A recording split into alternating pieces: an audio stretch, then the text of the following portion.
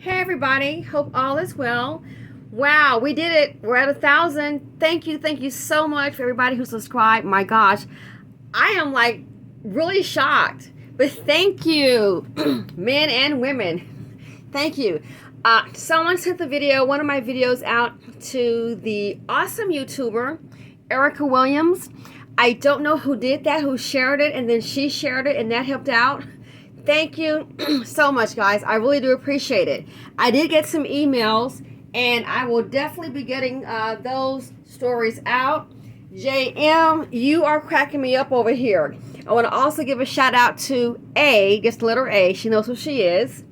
And also Bethany Davis and Karen Morrison. Thank you, ladies. Yes, I will be in touch. So, got kind of some interesting news, and sometimes it's not to give bad news, but it's like a lesson. So I have a homegirl.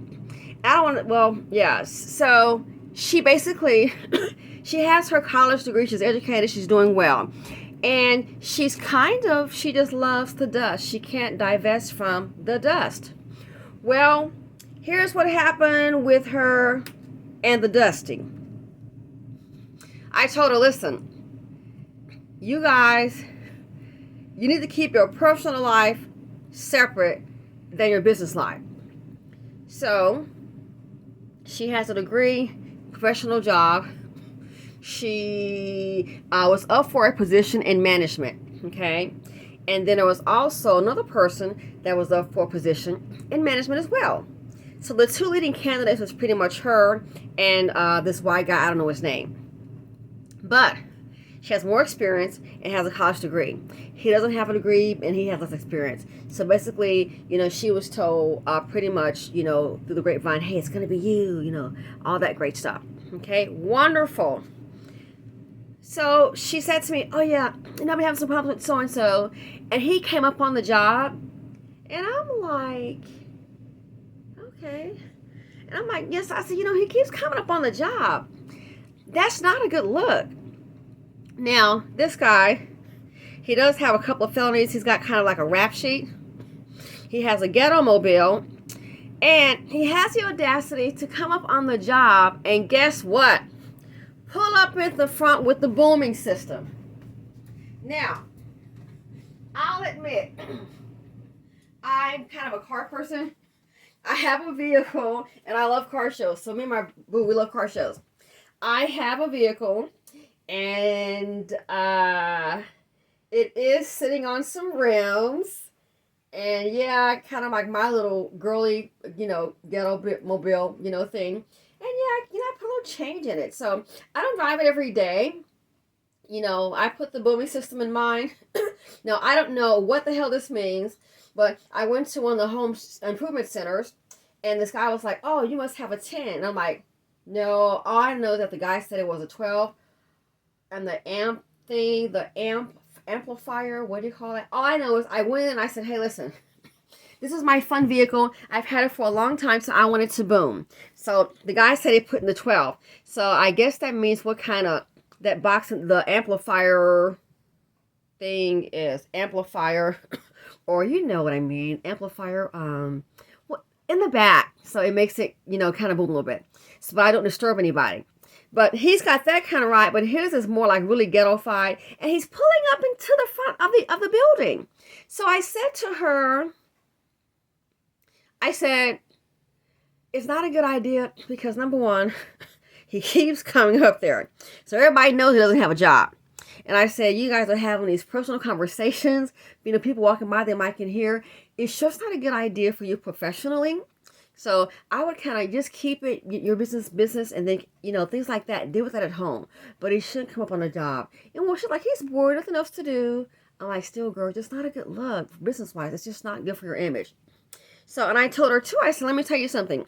I said, when I had bought a fixer-upper, I said, my husband, I remember next door, this lady and her dad, they had some money, and they were actually building a house from the ground up, okay?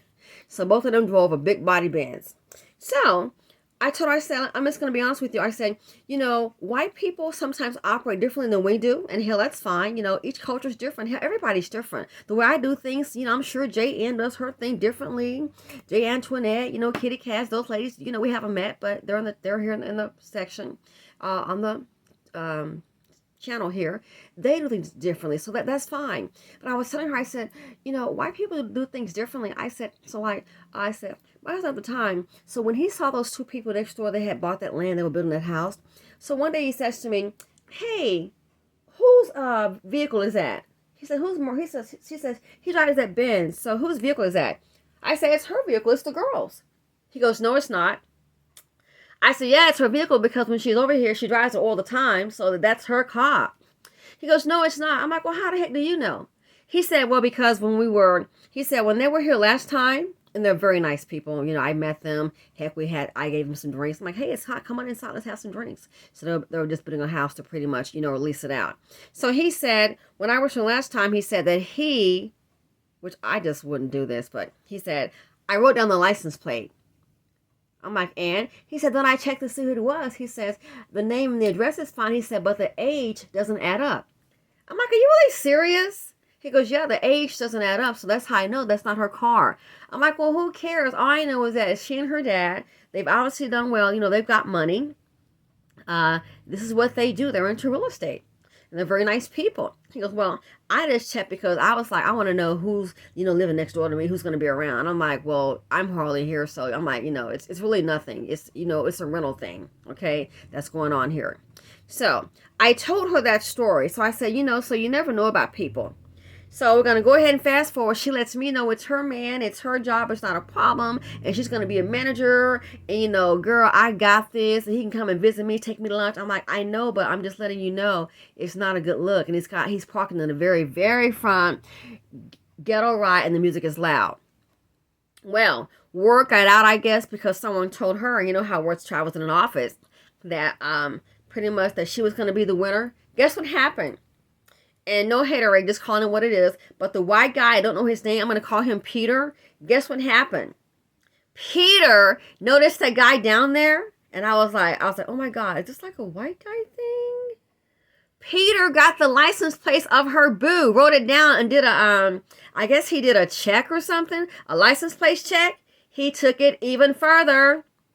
Peter did a license plate check and then did a background check. And the background reveal, keep in mind I told you in the professional atmosphere, and I guess I said, but they're dealing with financials. So, the fingerprints on file with the FBI, all that fun stuff. Okay? Peter printed out the background check of her boyfriend, of her boo, and he has a rap sheet. And what's on the rap sheet was, guess what? Things like which she had told me he had an issue, that's why he wasn't working. And on the rap sheet, it said, identity theft. Unbelievable. Identity theft is what was on the rap sheet. Peter printed out the information, and you know what he did? He passed it around to not only the people in management, but also to the workers. Everybody knew.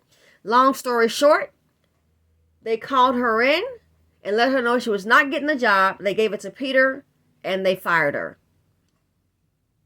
Yeah. So ladies, love who you want to love. Don't let your boo do this to you. Sometimes we have to differentiate.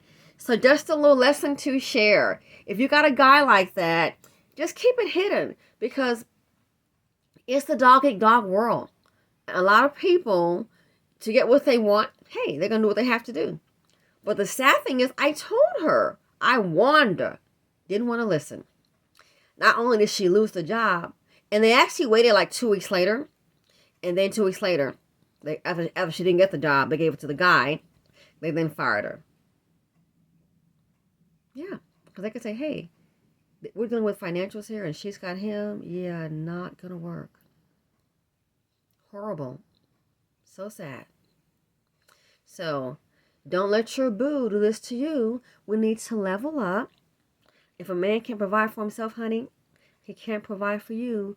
I love you all, so we need an asset. And that goes the same thing to the men. I told my nephew, be very careful who you get with because I thought about it. I said, listen, you can get with somebody like that movie with Tyler Perry, and that girl was going, Byron, Byron. That movie with Tyler Perry. I told him, I said, get a hold of somebody like that. Then you're going, you hang with her. I said, then you get with child with her. I said, then you want to go ahead and get your business going. I've got a portfolio form with stocks. I said, my money's not going toward baby mama.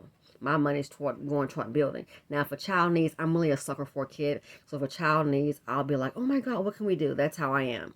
In my family, my brother was said to have a baby mama. I'm like, where's she at? Because he's not going to be a good provider. I'm like, if this kid is part of our family, my dad took care of us. I'm not going to have him not, someone's like, oh, she might try to shake you down.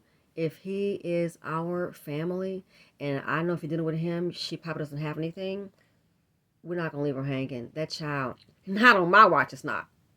No, that child will have what it's need. So we just asked for like a blood test, and we didn't hear from her again. But trust and believe, I was already ready. I'm like, no, he can't afford the child support. If I have to come up with a couple $100, I don't know what they could, but I could maybe do $200 or $300 a month. If that's what it takes to help this child, and it's our family member, hell yeah, I'm on it. This is our part of our family. This is we don't know. It's not acceptable. I was like, hey, let's help a meeting. Let's meet her and let her know it's going to be okay. We're going to be there for her. But the thing is, like I said, she didn't show up for the, what do you call that, for the testing. So that kind of blew that. But we just want to make sure, that if it is his, because my thing is we're going to surround her with love, and I can afford to help, honey. Your baby will not go without. Trust and believe. It's just not going to happen. Your baby is not going to go without. Your child is going to be safe at all times. So, I told my sister, I'm like, you got your family. I don't have any kids. Hey, I'm going to step in. So yeah, but like I said, but